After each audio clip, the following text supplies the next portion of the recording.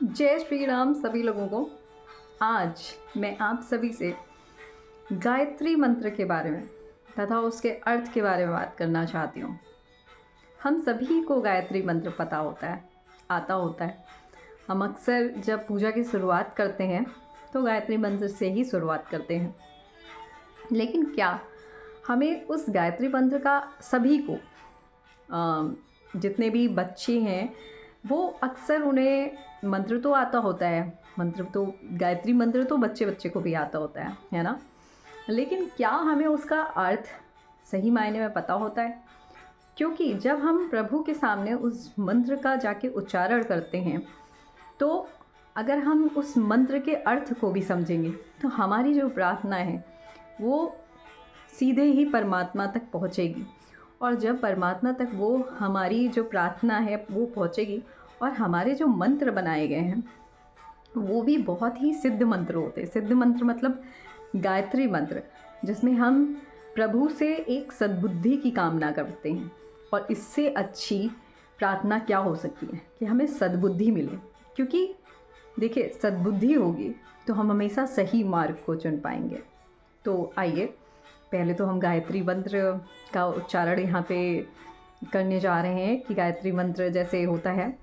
ओम भूर्भुवः स्वः तत्सवितुर्वरेण्यं भर्गो देवस्य धीमहि धियो यो नः प्रचोदयात्। इसका अर्थ अर्थात उस प्राण स्वरूप, दुखनाशक, सुख स्वरूप, श्रेष्ठ, तेजस्वी, पापनाशक, देव रूप परमात्मा को हम अपनी अंतरात्मा में धारण करें तथा वे परमात्मा हमारी बुद्धि को सन्मार्ग में प्रेरित करें।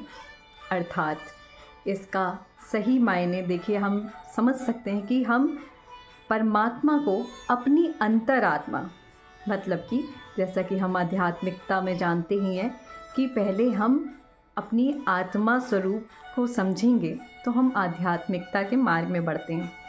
और जब हम आत्मा को में परमात्मा को धारण कब कर पाएंगे? जब हमारी बुद्धि सद्बुद्धि होगी। क्योंकि बुद्धि अगर सही रास्ते में चलती है तो वो सद्बुद्धि, और गलत मार्ग पर चले तो कुबुद्धि होती है।